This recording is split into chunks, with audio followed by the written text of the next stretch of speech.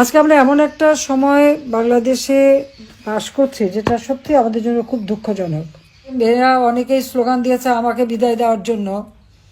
আমার বিদায়ের পরে আজকে বাংলাদেশে কি অবস্থাটা আপনারা দেখেন। আজকে মেয়েদের সম্মান নাই। মাইকিং করে বলা হয় মেয়েরা বাজারে যেতে পারবে না। মেয়েরা কিভাবে কাপড় চোপড় পরবে সেটাও যেন একটা নির্দেশনা দিয়ে দেওয়া হয়, এবং মেয়েদেরকে ঘর থেকে যেন বের হতে না পারি। আর অনবরত এখন তো ধর্ষণ জন্য একটা মহা উৎসবে পরিণত হয়েছে। যখন আওয়ামী লীগ ক্ষমতায় ছিল এরকম ইপটিজিং বা ধর্ষণ যেটা যখন হলো তখন সঙ্গে সঙ্গে আমি আইন করে দিয়েছিলাম। এমনকি যে ধর্ষক তার পরিচয়টাই যেন প্রচার হয় এবং তার ক্যাপিটাল পানিশমেন্ট যাতে হয় সেভাবে আইন করে দিয়েছি। কিন্তু এই 2024 সালের আগস্ট মাসের 5ই আগস্টের পর থেকে আজকে কি অবস্থা বাংলাদেশে? মেয়েদের সব অধিকার একে একে কেড়ে নেওয়ার চেষ্টা বাস করছে, যেটা সত্যি আমাদের জন্য খুব দুঃখজনক। হাটে ঘাটে মাঠে মেয়েদেরকে অনবরত লাঞ্ছিত করা হচ্ছে। ক্ষমতা এসেছে একজন সুদখোর জঙ্গি নেতা ইউনূস, তার আমলে তো কেউ আন্দোলন করতেই পারছে না। 7 জুলাই থেকে 14 জুলাই পর্যন্ত আমাদের ছেলেমেয়েরা যে আন্দোলন করেছে বা 15 জুলাই পর্যন্ত আন্দোলন করেছে, কই তাদের উপরে টিয়ার গ্যাস মারা, সাউন্ড গ্রেনেড মারা আমরা তো কিছুই করিনি। অথচ এখন মহিলা শিক্ষক বাচ্চা নিয়ে আছে, তার উপরে গরম পানি মারা হচ্ছে, তাকে গ্রেপ্তার করা হচ্ছে। মেয়েদের কাপড় চোপড় ছেড়ে স্বাধীনতা নষ্ট করা হচ্ছে, ওড়না টেনে নিয়ে যাওয়া হচ্ছে। এই ধরনের অনাচার কিন্তু চলছে। মাদ্রাসার শিক্ষকরা আন্দোলন করেছে, তাদের উপরে হামলা, 2 জন মারা গেছে, সেটা লাশ গুম করে ফেলা হয়েছে। গার্মেন্টসের মহিলা শ্রমিকরা আন্দোলন করতে গেছে, সেখানেও তাদেরকে হত্যা করা হয়েছে এবং তাদের উপরে চড়া হয়েছে। এখন সাথে সাথে তাদের উপরে নির্যাতন। ছাত্ররা আন্দোলন করে, সেখানেও নির্যাতন। আজকে আমাকে কেউ স্বৈরাচার বলে, তাহলে আপনারা বিচার করে দেখেন তো স্বৈরাচারটা কে? আমি তো সহনশীলতা দেখিয়েছি, আন্দোলন করেছে, সংগ্রাম করেছে, আমরা সহনশীলতা দেখেছি, আলোচনা করেছি, ছাত্রদের সব দাবি মেনে নিয়েছে। দাবি মানার পরেও তাদের এক দফা। অর্থাৎ আমি আর রেহানা 15 আগস্ট তো আমরা 2 বোন বেঁচে গিয়েছিলাম, কাজে আমাদের হত্যা না করা পর্যন্ত মনে হয় তাদের শান্তি ছিল না। কিন্তু রাখে আল্লাহ মারে কে, এটাই তো আমার জীবনে বাস্তবতা। গ্রেনেড হামলা, গুলি, বোমা, অনেক কিছুই তো বাংলাদেশের মাটিতে ফিরে আসার পর থেকে, সে 81 সালে আসার পর থেকেই তো আমাকে এর মুখোমুখি হতে হয়েছে।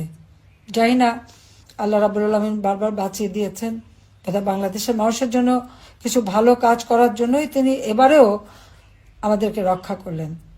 কিন্তু আমি যেখানেই থাকি, যত দূরেই থাকি, আমার মনটা বাংলাদেশেই আছে।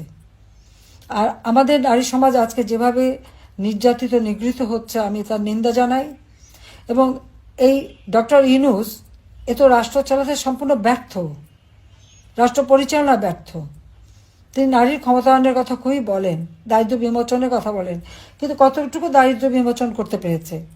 আজকে বাংলাদেশে যে দারিদ্র্য বিমোচন হয়েছে, সেই 41 ভাগ থেকে 18 ভাগে নামিয়ে আনা, সেটা কে এনেছে? আওয়ামী লীগ সরকার ক্ষমতা আসার পর এই দারিদ্র্য বিমোচন হয়েছে। হত দরিদ্রের সংখ্যা ছিল 25.1 ভাগ, আমরা তা 5.6 ভাগে নামিয়ে নিয়েছিলাম। এবং আমার লক্ষ্য ছিল যে বাংলাদেশের একটি মানুষও ভূমিহীন গৃহহীন থাকবে না। আমি যে আশ্রয়ণ প্রকল্পে ঘর বাড়ি তৈরি করে দিচ্ছি, সে 96 সাল থেকেই পর্যন্ত যাদের দিচ্ছি, সব জায়গায় আপনারা দেখবেন নারী পুরুষের ওই ঘরে 2 কাঠা করে জমি এবং ঘর, সেখানে কিন্তু নারী পুরুষের সমান অধিকার দিয়ে দিয়েছি। এবং যদি কোনো সময় বৈবাহিক জীবনে কোনো সমস্যা দেখা দেয়, তাহলে ওই বাড়ির মালিক কিন্তু ওই নারীরাই হবে, আমি সেটাও নিশ্চিত করে দিয়েছি। অর্থাৎ আমার দেশের নারীরা তারা নিরাপদে থাকুক, তারা নিজেদের জীবন জীবিকা যথাযথভাবে করতে পারুক, সবসময় সেই চেষ্টায় আমি করে গেছি, সেই পদক্ষেপই আমি নিয়েছি। এবং যা বলতে গেলে আমার মায়ের কাছ থেকে শেখা। একটা সমাজের 2টি অঙ্গ, নারী পুরুষ, সমানভাবে যদি এগিয়ে না যায়, তাহলে সে দেশ কখনো উন্নত হতে পারে না। আমরা আমরা দুপায়ে চলি, আমার এক পা যদি খোঁড়া থাকে তা তো আমাকে খুঁড়িয়ে খুঁড়িয়ে চলতে হবে। আর সমাজেও সেই অবস্থাটা। কাজে সেদিকে লক্ষ্য রেখেই শিক্ষা দীক্ষা কর্মক্ষেত্রে সব জায়গায় যেন আমাদের নারীদের সমানভাবে তারা এগিয়ে যেতে পারে, তাদের সেই স্বাধীনতা যেন থাকে, সে ব্যবস্থাটাই আমরা করেছি। কমিউনিটি ক্লিনিকে সেখানে কিন্তু সব থেকে বেশি মেয়েরা চাকরি পায়। এখন দেখলাম তাদের বেতন ভাতা সব বন্ধ করে দিয়েছে। কেন বন্ধ করবে? যেখান থেকে সাধারণ, বিশেষ করে মেয়েরাই তো বেশি লাভবান, তাদের তো আর কারো মুখাপেক্ষি হয়ে থাকতে নাই, হেঁটে যেয়ে তারা চিকিৎসা নিতে পারে। সেই সুযোগটাও এরা এই ইউনিট সরকার এসে বন্ধ করে দিতে চাচ্ছে। যে কাজটাই করি সেটি ধ্বংস করতে হবে, দেশটাকেই ধ্বংসের দিকে নিয়ে যাচ্ছে। কাজে আমি আমার বন্ধুদের বলবো এই নারী দিবসের সকলের কণ্ঠ সোচ্চার করতে, যে আপনারা সোচ্চার হন এবং রুখে দাঁড়ান। এই অন্যায় অবিচারের হাত থেকে দেশকে মুক্ত করতে হবে, যা থেকে মুক্ত করতে হবে। যে লোকটা শুধু ক্ষুদ্র ঋণ দিয়ে মোটা অঙ্কের সুদ খেতে জানে, মেয়েরা কাজ করবে আর সেই টাকাটা সে সুদ হিসেবে কেড়ে নেবে, আর সেই সুদের টাকা দিয়ে তার বিলাসিতা, দেশে বিদেশে সম্পদ, পৃথিবীতে এমন কোনো দেশ নাই যেখানে তার সম্পদ না আছে। আর শুধু দেশে তার সম্পদ অগাধ সম্পদ, আর দরিদ্রই থেকে যায়। আর এদের কাজটা কি? এরা দারিদ্র্যকে লালন পালন করে। কারণ দারিদ্র্য না থাকলে তাদের ক্ষুদ্র ঋণের ব্যবসা চলবে না, মোটা অঙ্কের সুদ খেতে পারবে না। আর আমার প্রচেষ্টা ছিল আমার দেশের মানুষ এবং মা বোনেরা মুখাপেক্ষি হবে না, নিজেরা কাজ করবে, নিজেরা উপার্জন করবে, নিজের জীবন মান উন্নত করবে। এবং সেভাবে কিন্তু দেশটা উন্নত আমরা করেছিলাম। বাংলাদেশ বিশ্বে একটা উন্নয়নের রোল মডেল হিসেবেই কিন্তু প্রতিষ্ঠিত হয়েছিল। আজকে সমস্ত অর্জনগুলি একে একে ধ্বংস করে দিচ্ছে। বাংলাদেশ এখন ধ্বংসের কিনারে। জঙ্গি যত সন্ত্রাসী, তাদেরকে জেলখানা থেকে মুক্ত করা হয়েছে।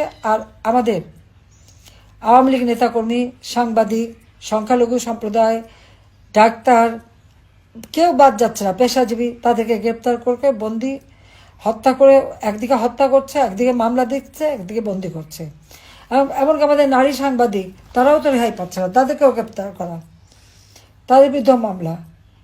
চাকরি হচ্ছে যেখানেই আমাদের সরকারি বা স্বায়ত্তশাসিত প্রত্যেক প্রতিষ্ঠান থেকে, এবং পুলিশ বাহিনী, এমনকি সেনাবাহিনীর অবসরপ্রাপ্ত অফিসার হোক আর যে হোক, প্রত্যেকে চরমভাবে অপমান করা হচ্ছে।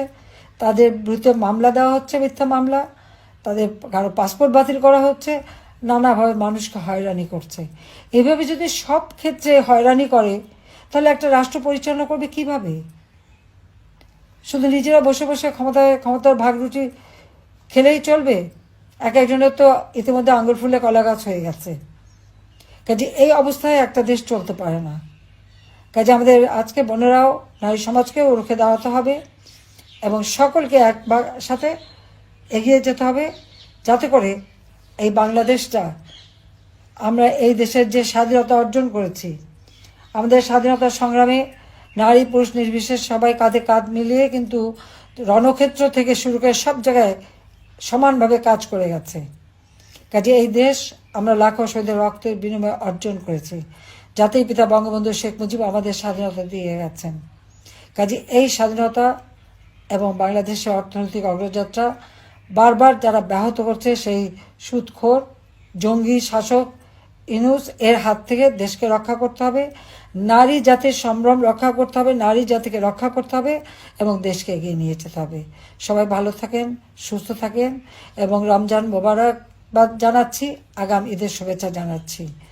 সবাইকে আমার আন্তরিক ধন্যবাদ। জয় বাংলা, জয় বঙ্গবন্ধু, বাংলাদেশ চিরজীবী হোক।